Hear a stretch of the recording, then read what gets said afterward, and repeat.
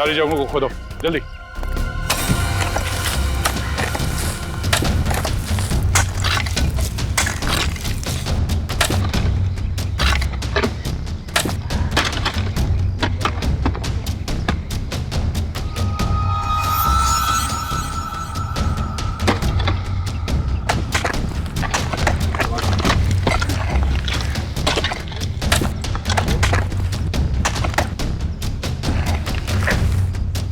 बिस्मिल्लाह।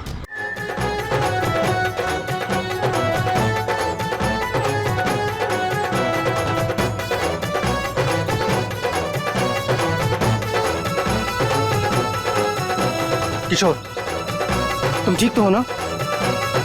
हाँ मैं ठीक हूँ। अरे अरे अरे, क्या हुआ तुझे? अब तक का तो मंडप तक नहीं पहुंचा और तेरे पैर पहले से लटकने लगे।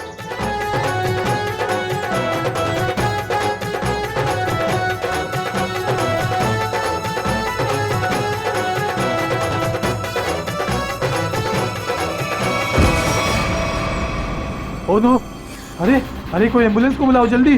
किशोर उठो, आंखें खोलो। अरे कोई पानी तो लाओ यार।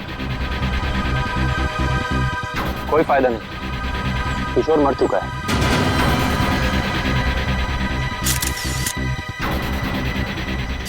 शादी की बारात में दूल्हे की मौत है? कैसे हुआ ये सब है? तुम लोग थे ना यहाँ पे? सर सब कुछ अच्छा भला चल रहा था, लोग नाच गा रहे थे, पता नहीं अचानक से क्या हो गया और किशोर गिर पड़ा।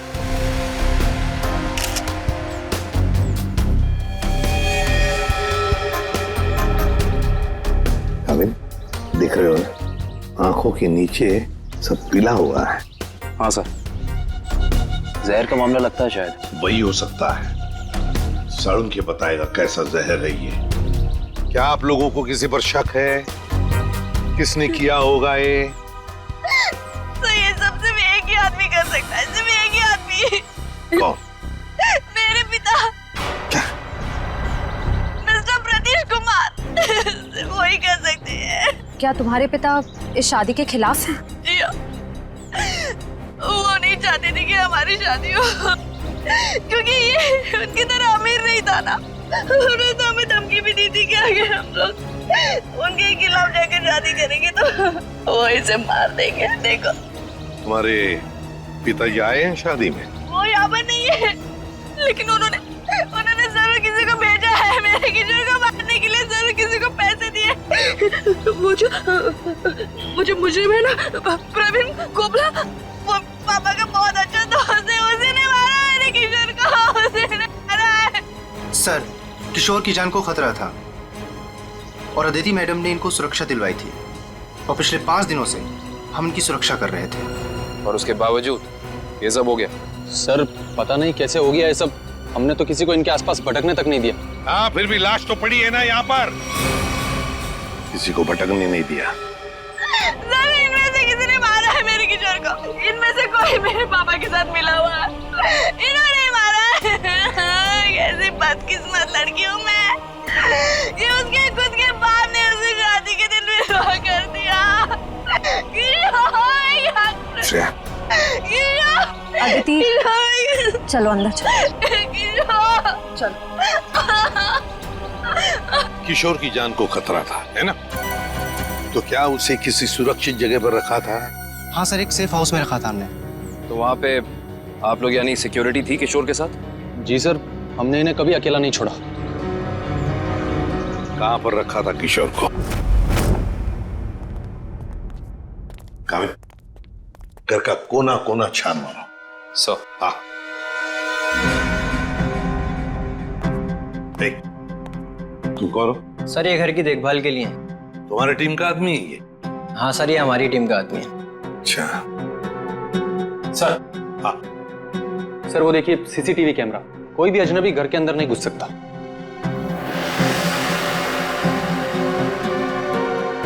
हाँ, मगर कोई तो आता होगा घर में किशोर से मिलने, कोई दोस्त या कोई रिश्तेदार? नहीं सर, सिवाय अदिति जी के और कोई भी नहीं।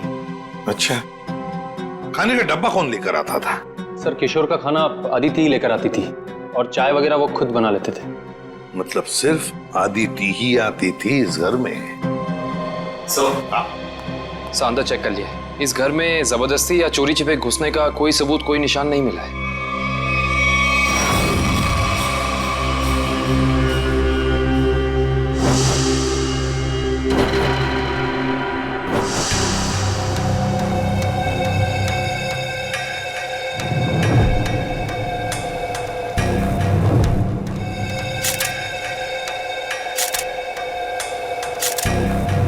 सर ये किशोर के बाल इतने आसानी से हाथ में आ गए? हाँ तारिका, ये बालों का आसानी से हाथ में आ जाना, इसके आंखों के नीचे पीलापन, नाक में से खून बहना, होंठ सफेद हो जाना, गला सूज जाना, ये सब के सब एक ही बात की तरफ इशारा कर रहे हैं कि इसे ऑल्सो बैक्स्टर नाम के जहर से मारा गया। मतलब रेडिएशन पॉइजनिंग? बिल्कुल बिल्कुल तारिका, इसके शरीर में विकिरण द्वारा जहर पैदा किया गया है, ऑल्सो बैक्स्टर से। सारे सिम्टम्स उसी तरफ इशारा कर रहे हैं। सर ये रेडिएशन का हम पे तो कोई असर नहीं होगा ना? नहीं तारिका, घबरा मत। इस जहर का असर तभी होता है जब किसी खाने या पीने की चीज के साथ ये जहर शरीर के अंदर जाए, अदरवाइज नहीं। तुम एक काम करो, तुम टेस्ट की तैयारी शुरू करो, तब तक मैं प्रद्युमन को बोल देता हूँ कि वो गीगर काउंटर का इंतजाम कर ले। हाँ, गीगर काउंटर मतलब? तारिका, गीगर काउंटर एक ऐसा यंत्र होता है जिससे एसीपी प्रद्युमन ये पता लगा सकेंगे कि उस सेफ हाउस में जहां पर इसे रखा गया था वहां पर ये ऑल्सो बैक्स्टर नाम के जहर का रेडिएशन है या नहीं, और अगर है तो कितना है। Okay sir, sure. Correct, ready है। ऑल्सो बैक्स्टर जहर, पता चल जाएगा ये जहर किशोर के शरीर के अंदर गया कहां से है। ये हमारा डिवाइस अल्फा पार्टिकल रेडिएशन ये बता देगा। बारीक से बारीक चीज को भी चेक करो, देखो रेडिएशन मिलता है क्या। Yes sir. करण,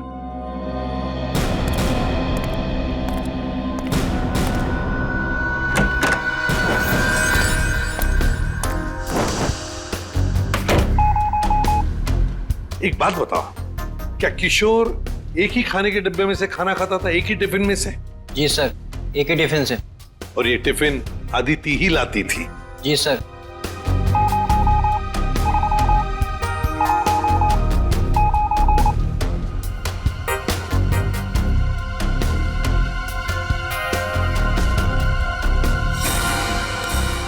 सर, हाँ?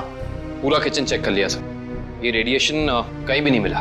कहीं पर भी कोई भी रेडिएशन नहीं? No sir. अरे सालुंके साहब, आपने वो क्या यंत्र बताया था आपने? Geiger counter? हाँ, गीगर काउंटर। एसीपी साहब ने पूरे सेफ हाउस में इस्तेमाल किया, उसको अच्छी तरीके से चेक किया, मगर वो रेडिएशन का तो नामो निशान तक नहीं था। अरे ये कैसे हो सकता है? नहीं, ये तो नामुमकिन है। कोई गलती हो गई है इस यंत्र को इस्तेमाल करने में। गलती कैसे हो सकती है सर? सर कहीं गलती आप, मेरा मतलब है कि हो सकता है कि वो जहर मामूली जहर हो। एक बार टेस्ट की रिपोर्ट आ जाने दो सचिन, फिर पता लगेगा कि गलती हमसे नहीं हुई है। हवा में बात नहीं करता doctor Saluke, you understand that? Action दिखाओ इन्हें। एक मिनट, एक्शन दिखाओ।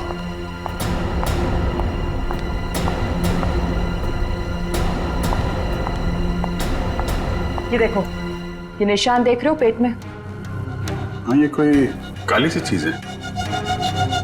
और ये काली चीज क्या है इसका पता इसकी ऑटोप्सी के बाद लगेगा, लेकिन मेरा दिमाग कहता है कि इस काली चीज का बहुत बड़ा हाथ है इस आदमी की मौत में।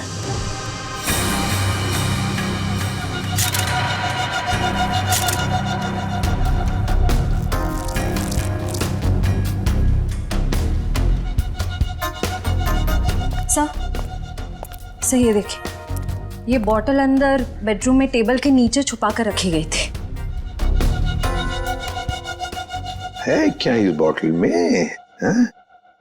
काविन, सर, काम करो, चेक करो इसे, देखो इसमें रेडिएशन मिलता है क्या, पता तो चले जहर है भी या नहीं।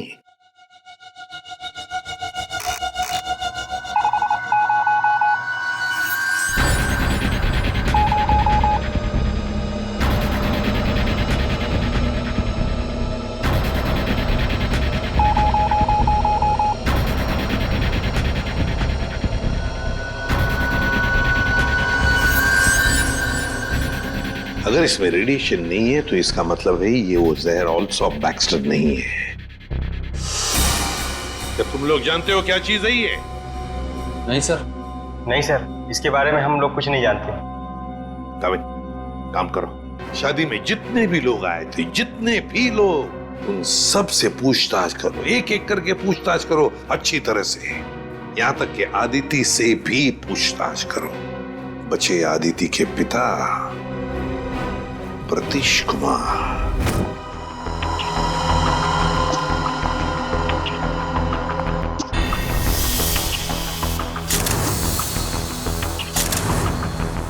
माय गॉड, पेट में बाल।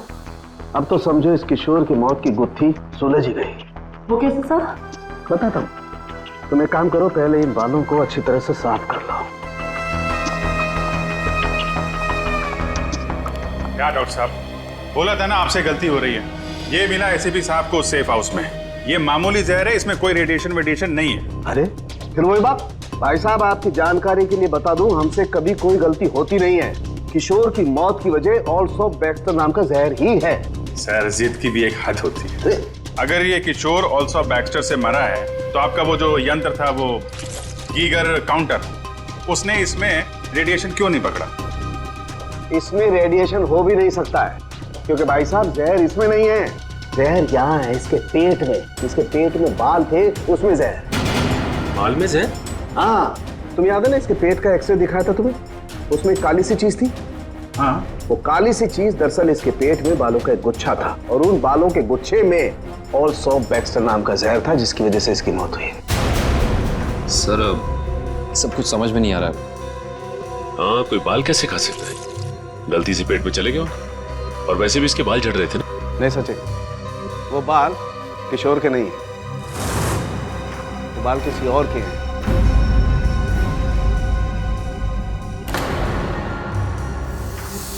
और उन बाल में ऑल्सो बैक्स्टर नाम का जहर था, जिसकी वजह से इसकी मौत हुई है। मैं बताता हूं, देखो। सारिका, वो बाल लाना जरा। सर,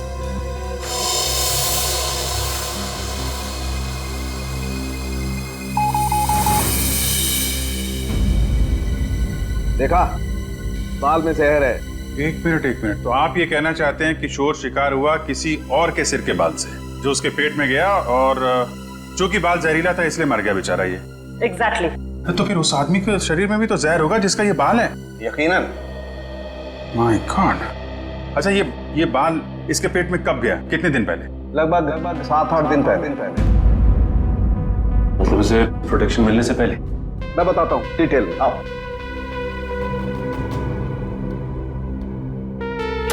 ये देखो,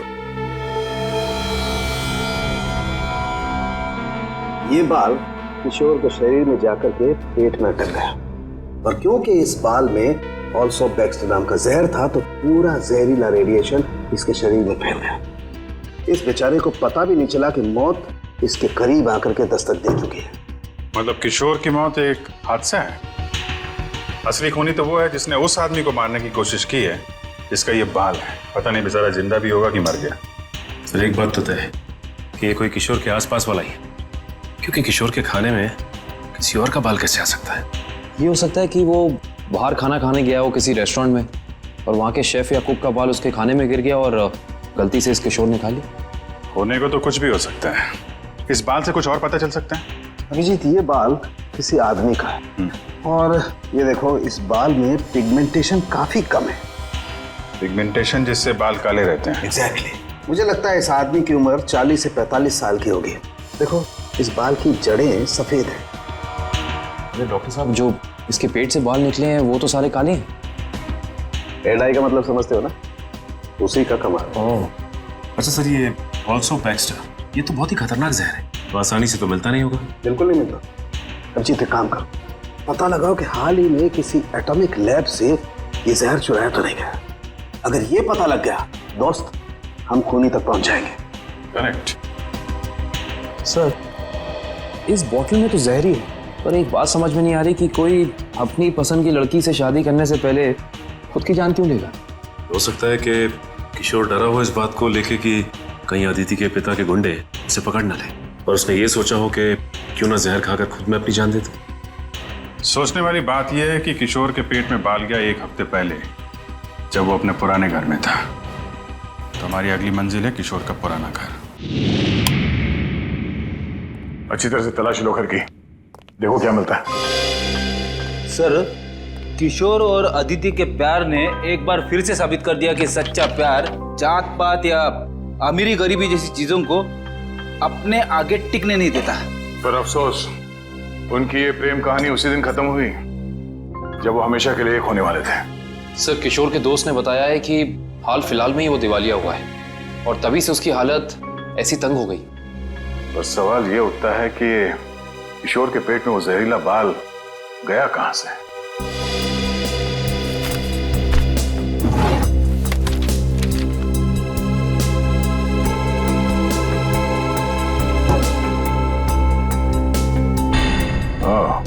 टर्मिनेशन लेटर। इस किशोर को नौकरी से निकाला गया था MLM एंटरप्राइजेस प्राइवेट लिमिटेड। ये तो अदिति के पिता की कंपनी है।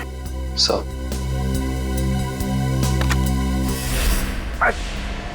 सर, हाँ बेटी, बासी खाना है। एक मिनट।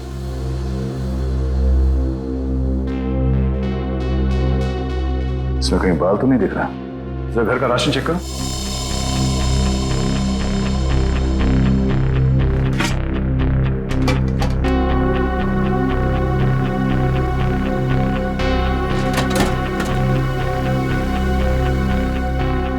नहीं सर, इस घर में जरा सा भी राशन नहीं है कहीं भी।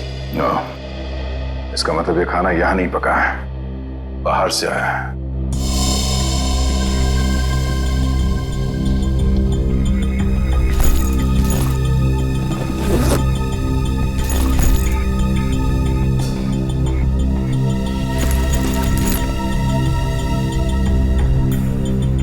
बस टिकट्स? ये तो एक हफ्ते पहले के टिकट्स हैं।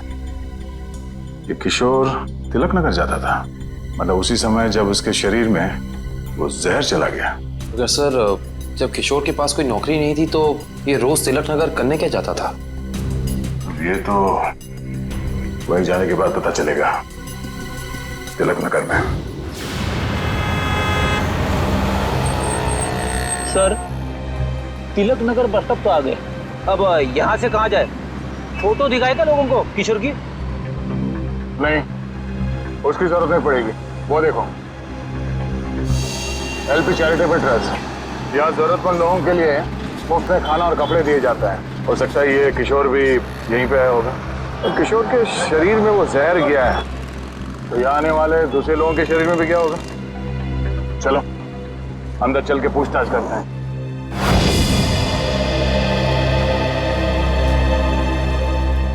एक्सक्यूज मी, हम लोग CID से। यह मैनेजर कौन है? जी मैं ही हूँ सर, अविनाश। पर यहाँ पे CID का क्या काम? इसे पहचानते हैं आप? किशोर नाम है इसका। सर ये तो अक्सर आता था यहाँ खाना खाने, पर कुछ दिन से नहीं आ रहा। सर इसे क्या हुआ? किसी ने इसका खून कर दिया। क्या? खून? और आपको ये बात जान के धक्का लगेगा कि इसकी मौत की वजह आपके यहाँ खाए खाने से जुड़ी हुई है। जी क्या मतलब?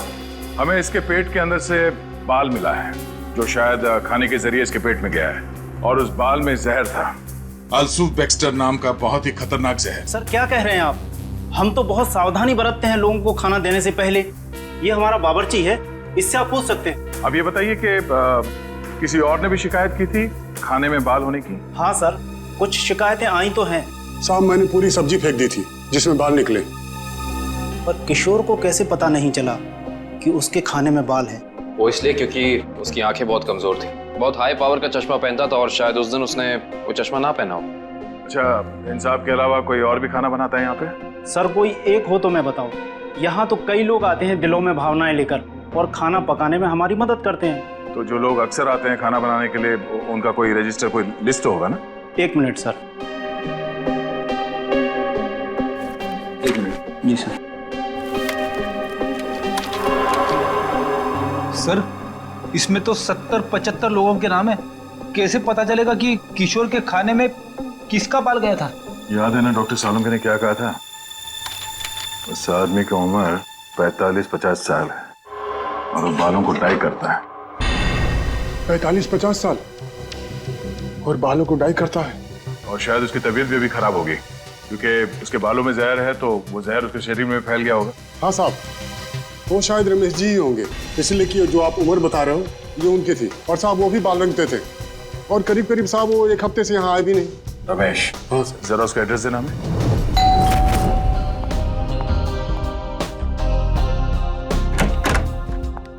मैंने पहचाना नहीं आपको। Excuse me. हम लोग सीआईडी से। सीआईडी? सीआईडी का क्या काम मेरे घर पे? पार्टी चल रही है जी। हमें आपके पति रमेश जी से मिलना है, बुलाइए जरा उन्हें। अफसोस, आपने आने में थोड़ी देर कर दी। 4 दिन पहले ही उनकी मौत हुई है। क्या? जी। रमेश की मौत हो गई? कैसे? एक रोड एक्सीडेंट में। Road accident? आपके पति की मौत हो चुकी है और आप यहाँ जश्न मना रही हैं। किसी के जाने से जिंदगी तो नहीं रुकती। जाने वाला चला गया। सुन लिया? सही है। ये मौत हुई कैसे? इसमें भी रमेश की गलती थी। गाड़ी चलाते चलाते सो गया। वो कहते हैं ना, नजर हटी दुर्घटना घटी। सर ये एक्सीडेंट जहर की वजह से ही हुआ होगा। क्या बात है अलीशा, सीआईडी यहाँ क्यों? रमेश की मौत की पूछताछ करने आए हैं। आपकी तारीफ? ये मेरे दोस्त हैं राहुल। अरे छोड़िए ना ऑफिसर, जो चले गए उन्हें क्या याद करना। आइए आप लोग भी हमारे साथ पार्टी एंजॉय करिए। ज्यादा बात मत करना, समझे? यहाँ एक मौत की पूछताछ हो रही है, समझे आप? इनके पति रमेश की मौत हुई है जहर से। हमें तो शक होने लगा है कि रमेश को जहर तुमने ही दिया होगा और शायद उसमें इनकी मदद ली होगी आपने। आप मुझ पर शक कर रहे हैं? जी हाँ, कुछ कहना है आपको? हमें रमेश के डीएनए सैंपल्स लेने अभी इसी वक्त। आपने आने में देर कर दी है। अफसोस, अब तो उनकी अस्थियां भी बहा दी है मैंने। लेकिन कुछ तो होगा घर पे, उनका ब्रश, उनकी कंघी वगैरह। आप कल नहीं आ सकते? आप क्यों मेहमानों के सामने बेइज्जती कर रहे हैं? देखो मैडम, अगर हमने तुम्हारे घर की जबरदस्ती तलाशी ली और तुम्हें अपने साथ ब्यूरो ले गए तो तुम्हारी दुगनी बेइज्जती होगी। जी आइए।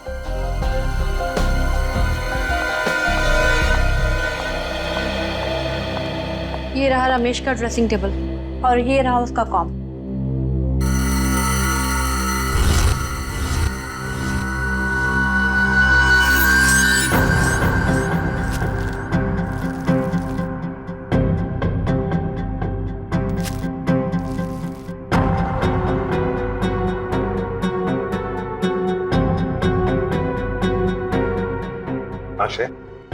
सर हेयर ब्रश मिला है, इस पे कुछ बाल भी है। ये आईडी।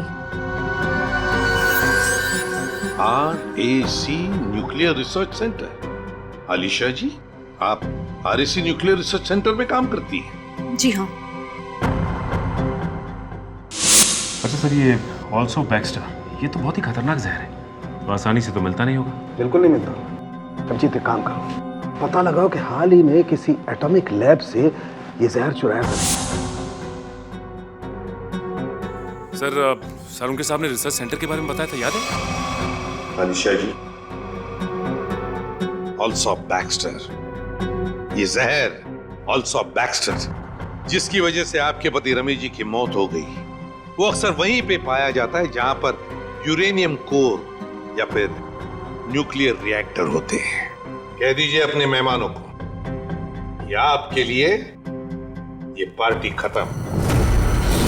भाई हो सकता है आप लोगों को जानकर दुख हो, लेकिन अनीशा खूनी नहीं है। और इतने यकीन से कहने की वजह?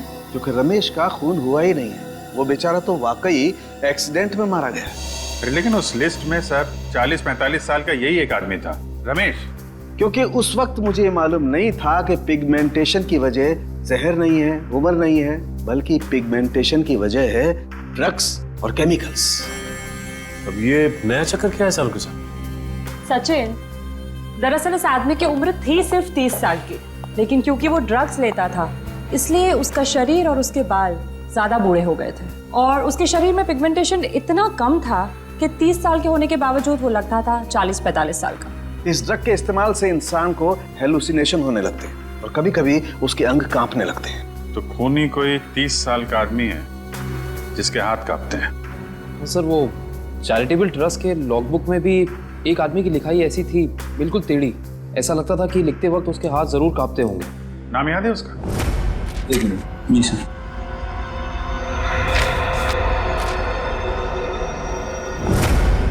हाँ सर, निशांत कुमार। निशांत कुमार, पता लगाओ इस निशांत कुमार का एड्रेस। बताइए सर, हम सबको यहाँ क्यों इकट्ठा किया है? कुछ पता चला मेरे बेटे निशांत का? नहीं माजी, अभी तक नहीं, पर हमें शक है कि निशांत पे किसी जहर का असर हुआ है। क्या? वहाँ संभालिए अपने आप को। आपको इस बात का पता कैसे चला? हमने कहा ना, हमें शक है, यकीन नहीं है। आप ये बताइए, ये निशांत है कहाँ? जी वो 4 दिन पहले दिल्ली के लिए निकले थे। वहाँ से उनका एसएमएस आया कि वो सही सलामत दिल्ली पहुँच गए हैं। उसके बाद से उनसे कोई संपर्क नहीं हो पाया। क्या वो एसएमएस हम देख सकते हैं प्लीज?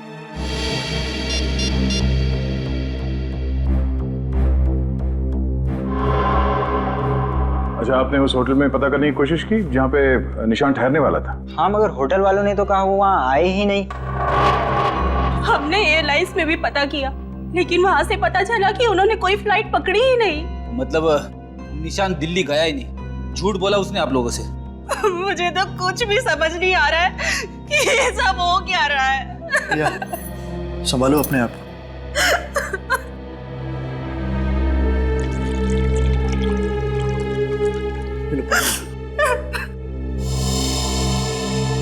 आप निशांत की सेक्रेटरी है ना? जी सर, मैं उनकी सेक्रेटरी सूजी हूँ। उसने अपने शेड्यूल में कहीं लिखा था कि वो दिल्ली जाने वाला था? नहीं तो। सर, निशान ने ऐसा पहले कभी किया है? सर वो आप कुछ कहना चाहती हैं? नहीं नहीं। निशांत के साथ एयरपोर्ट कौन गया था उसे छोड़ने के लिए? उसने प्राइवेट टैक्सी मंगाई थी, वो मिला भी था मुझे घर के बाहर। मुझे तो बड़ा ठीक ठाक लग रहा था। मतलब एयरपोर्ट पे गया था निशांत टैक्सी में बैठकर, मगर उसने फ्लाइट नहीं पकड़ी, वहां से कहीं चला गया। पता करना पड़ेगा एयरपोर्ट से ये निशांत गायब कहाँ हो गया। कविन, उस दिन निशांत कहाँ घूम रहा था जीपीएस सिस्टम में पता चला? यस सर, ये देखिए सर। पहले बांद्रा की तरफ गया, फिर उल्टी दिशा में विले पार्ले, और उसके बाद दादर। सर, ये निशांत हमसे झूठ कह रहा था कि वो दिल्ली जा रहा है, बल्कि सच ये है कि वो शहर के अलग अलग हिस्सों में देखा गया। ये देखिए, यहाँ पे ऊपर नीचे घूम रहा है ये। उसका आखिरी लोकेशन तो विरार के आगे दिखा रहा है। शहर के बाहरी इलाके में। ये निशांत के दिमाग में जरूर कुछ ना कुछ खिचड़ी पक रही थी। सर, हो सकता है निशांत को जहर भी इसी खिचड़ी की वजह से दिया गया हो। उसे जहर दिया किसने और क्यों दिया, ये तो विरार वाली आखिरी लोकेशन में जाने के बाद ही पता चलेगा।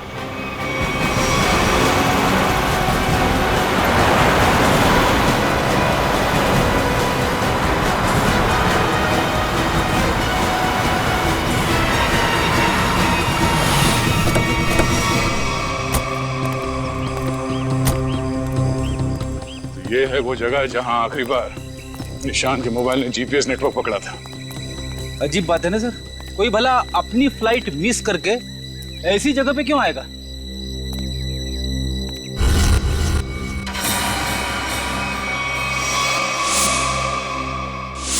यहाँ तुम्हें बाल क्यों? सर, जरूर यहाँ कुछ हुआ है।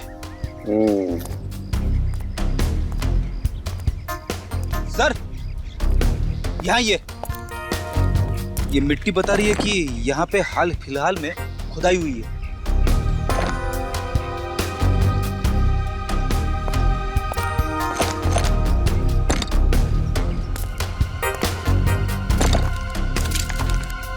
सारी जगहों को खोदो जल्दी।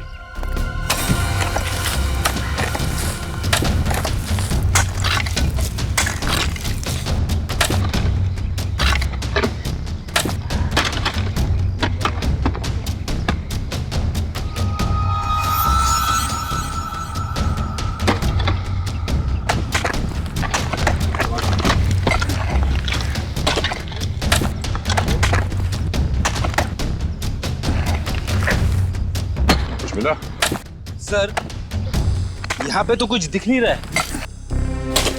सर, यहाँ पर तो कुछ नहीं है। इधर भी नहीं है सर। चलो एक काम करो, इस घर के अंदर जाओ और तलाशी लो, देखो कुछ मिलता है क्या। जी सर। बड़े कमाल की बात है, इतनी ज्यादा जगह खुदा है पर खुदाई के अंदर कुछ भी नहीं मिला। ये भी तो हो सकता है कि खुदाई कुछ निकालने के लिए नहीं, बल्कि जो पहले दफनाया गया था उसे निकालने के लिए खोदा गया। सर, हाँ, ये देखिए घर के अंदर से क्या मिला सर।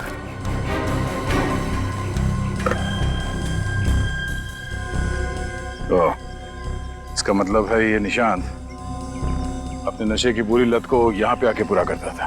और सर 2 ग्लासेस हैं, इसका मतलब इस निशांत के साथ जरूर कोई दूसरा आदमी भी था। हाँ, वही होगा जिसने निशांत को जहर दिया।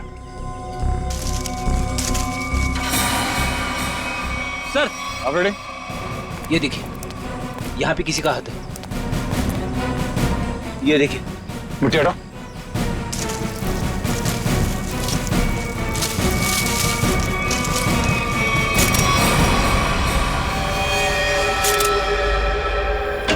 सर, पता चल गया है कि निशांत शहर में यहाँ वहाँ क्यों घूम रहा था, ड्रग्स की तलाश में। ढेचू ने बताया कि ड्रग्स की तलाश में वो सभी डीलर से जाके मिला इस इलाके के। और वो जहर एल्सॉप बैक्स्टर, वो कहाँ से चोरी हुआ, कुछ पता चला? यस सर, अगेस्ट्योर इलाके के एक रिसर्च लैब से। हाँ, मगर ये चोरी क्यों हुई और किसने की ये अभी तक पता नहीं चल पाया सर। डॉक्टर साहब, ये निशांत ये कितने दिन पहले मरा है? 4 दिन हो गए इसकी मौत को। 4 दिन पहले? अब ये क्या बात कर रहे हैं सर आप? 3 दिन पहले इस आदमी ने SMS भेजा है अपनी वाइफ को। सोचना भी मत अभिजीत कि हम लोगों से गलती हुई है। बॉस, इसकी लाश पर से मुझे कीड़े मिले, वो कीड़े जो इंसान के मरने के बाद उसके शरीर पर पाए जाते हैं, जिन्हें मैगट्स कहते हैं। और इन कीड़ों ने लाश के ऊपर जो अंडे दिए हैं वो 4 दिन पुराने हैं। इसका मतलब बात साफ है, इसकी मौत को 4 दिन हो चुके हैं।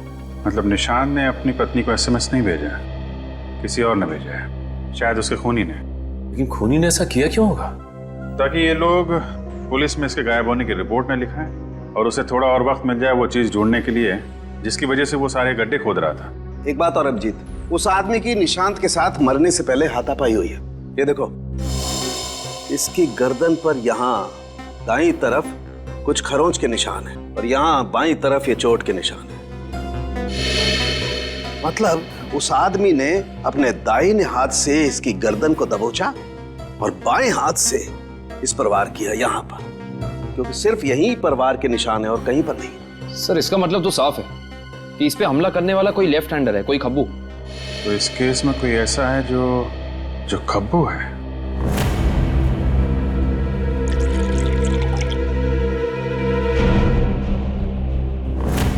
सर, दीपक। निशांत का दोस्त? हाँ, वही दीपक। दोस्त नहीं, दुश्मन। पता लगाओ दीपक कहाँ मिलेगा। सर, ये दीपक बहुत चालाक निकला। वो जानता था CID उसके घर तक पहुंच जाएगी, इसलिए पहले ही भाग निकला। भाग के जाएगा कहाँ? पकड़ा जाएगा। ये GPS सिग्नल आया? यस सर, सामंत नगर दिखा रहा है। सामंत नगर? वो तो यहाँ पास में ही। सर, वो सिग्नल यही हमारे आसपास दिखा रहा है, हमारी तरफ ही आ रहा है सर, लगभग 500 मीटर की दूरी पे। चलो, बहुत अच्छी बात है, उसका यही इंतजार करते हैं। Yes sir. कहाँ है लोकेशन? ये क्या सर? सर, उसका सिग्नल गायब हो गया सर, अभी तक था, अब नहीं है। ये टैप खराब हो गया क्या? जल्दी से कुछ करो वरना दीपक हमारे हाथ से निकल जाएगा। आ गया सर, पर कुछ अलग है सर। ये सिग्नल अब बता रहा है कि उसने T2 सिग्नल क्रॉस कर लिया। T2 नाका? पर वो तो सड़क के उस तरफ 1 किलोमीटर दूर है, पीछे की तरफ। मुझे तो लगता है दीपक ने किसी आत्मा से लिफ्ट ले ली होगी और उसकी अदृश्य गाड़ी में बैठकर गायब हो गया होगा। अब समझ में आया। वो यहाँ से सबवे से उस तरफ गया, वहां से शायद किसी बाइक या टैक्सी रिक्शा में बैठ के T2 नाका पहुंच गया। चलो T2 नाका पहुंचते हैं।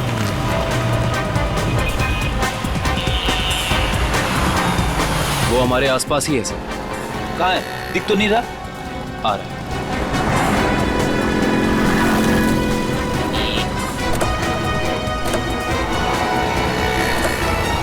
कहीं जाने की जल्दी है? कहाँ जा रहे हो? सर आप लोग? हाँ? कहीं नहीं, घर जा रहा हूँ। बैग में क्या? बैग में कुछ नहीं है सर। खोलो। सर कपड़े हैं सर। बैग खोल। दिखा दिखा। सर कुछ नहीं है बैग में सर। सर कपड़े ऐसे होते हैं?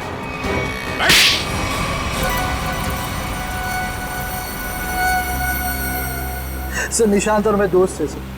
हम लोग साथ मिलकर सारे काम करते थे, साथ मिलकर हम लोग ड्रग्स का नशा भी करते थे। तो एक दिन ऐसे ही शराब के नशे में आकर हमारे ड्रग डीलर ने हमें बताया कि उसने हाल ही में कोई करोड़ों रुपए की डील साइन की और 2 दिन के बाद पता चला कि वो अरेस्ट हो गया।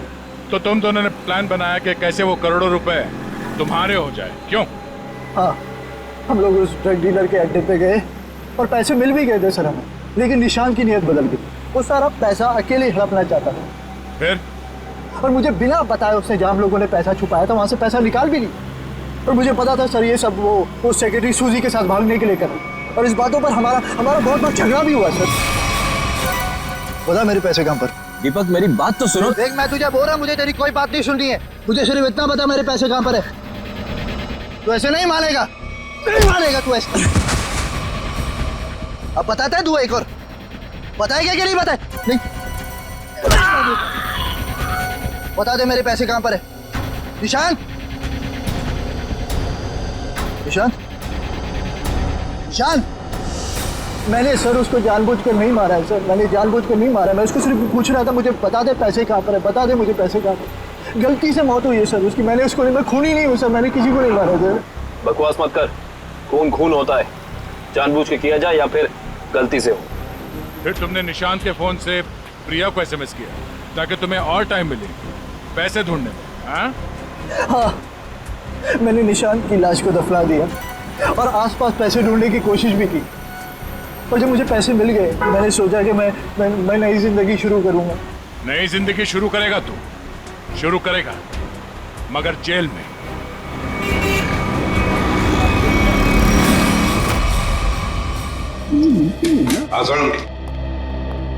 बस पहेली तो और उलझ गई है।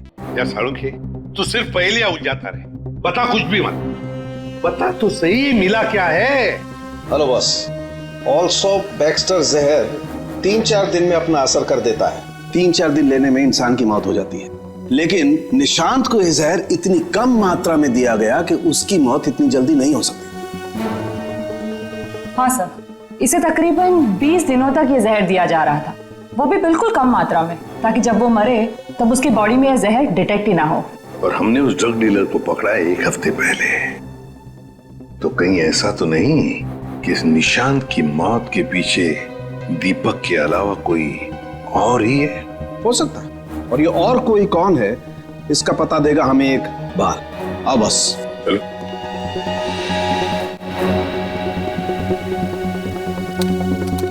बस इंसान का बाल हर महीने तकरीबन 1.5 सेंटीमीटर बढ़ता है। जिस दिन इस निशांत को जहर दिया गया, इस जहर ने बाल पर अपना निशान छोड़ दिया। ये देखो, ये डॉट। और हर रोज निशांत को एक निश्चित मात्रा में जहर दिया गया और हर रोज उस जहर ने अपना निशान बाल पर छोड़ दिया, सिवाय ये 23 तारीख और 24 तारीख। हाँ, और 25 से फिर से देना शुरू कर दिया। सर, 23 और 24 तारीख को निशांत का पूरा परिवार शहर से बाहर गया था। हाँ श्रेया, 23 और 24 को निशांत का पूरा परिवार शहर से बाहर गया था। निशांत शहर में ही था और निशांत को 23 और 24 को जहर नहीं दिया गया था। इसका एक ही मतलब हो सकता है कि निशांत को जहर देने वाला उसके परिवार का ही कोई है। लेकिन सर, निशांत के परिवार में तो बहुत सारे लोग हैं, उन्हीं तक पहुंचेंगे कैसे? सचिन, अब खूनी के पास हम नहीं जाएंगे, वो खुद हमारे पास आएगा। सर, आपको कुछ पता चला कि निशांत का खून किसने किया है? हाँ, पता चल गया है, और वो मुझे यही है, इस कमरे में हमारे बीच। क्या यहाँ पे कौन है वो? मुझे में अपने आप को बहुत होशियार समझता है। वो ये भूल गया कि सीआईडी के सामने अच्छे अच्छों की होशियारी खुश हो जाती है। निशांत की मौत की वजह है वो दौलत जो निशांत और दीपक ने मिलकर चुराई थी। तो क्या दीपक ने निशांत को मारा है? निशांत को एक ऐसे चालाक दिमाग ने मारा है जिसे लगता है कि उसका भोला चेहरा उसे बचा लेगा, और शातिर दिमाग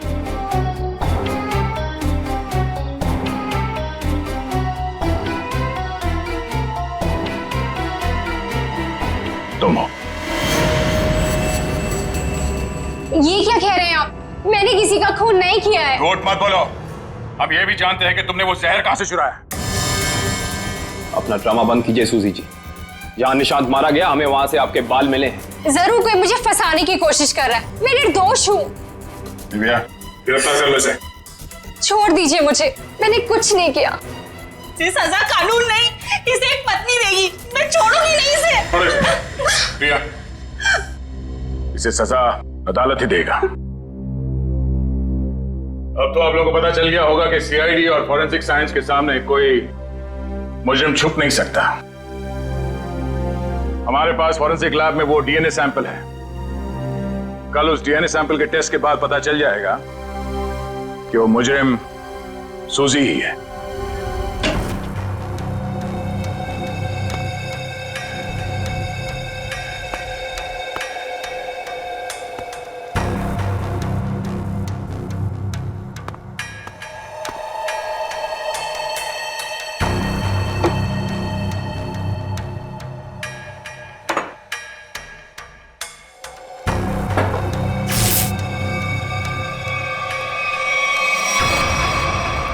फोरेंसिक लैब ढूंढने में कोई दिक्कत तो नहीं आई?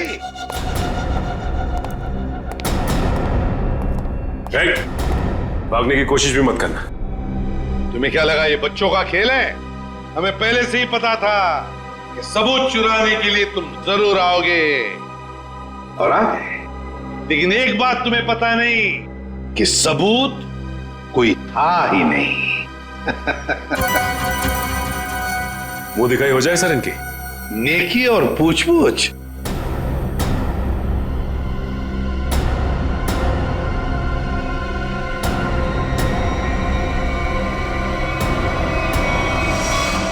उसने प्राइवेट टैक्सी मंगाई थी, वो मिला भी था मुझे घर के बाहर। शीतल, शीतल तुम? छोड़ दो मुझे, वरना मैं इसे गोली मार दूंगी। बेवकूफी मत करो, गन नीचे रखो।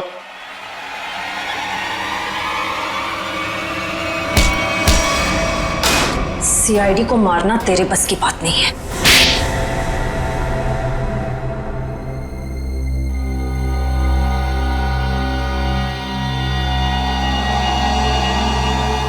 मैंने जो कुछ भी किया मेरी बेटी की मौत का बदला लेने के लिए किया।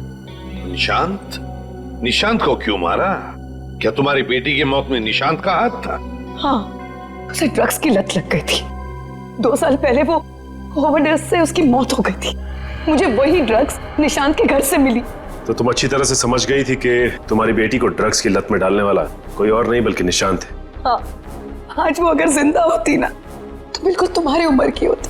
उसकी भी शादी हो रही होती, जिंदगी में कुछ करके वो भी कुछ बन रही होती। निशांत ने ऐसा कुछ नहीं होने दिया, सब बर्बाद कर दिया निशांत ने, सब बर्बाद कर दिया। फिर मैंने सोच लिया कि मैं निशांत को मार डालूंगी और मैंने उसे आहिस्ता आहिस्ता वो पॉइजन देना शुरू कर दिया। मैंने कहीं पढ़ा था कि ये स्लो पॉइजन इतनी आसानी से शरीर में मिलता नहीं है। जहर पाया कैसे तुमने? कहां से चुराया? मैंने उस लेबोरेटरी के असिस्टेंट से पहले दोस्ती कर ली, उसके बाद पैसों का लालच देकर खरीद लिया। बहुत गलत किया तुमने। शीतल, तुम्हारी बेटी के साथ जो कुछ भी हुआ सही नहीं हुआ।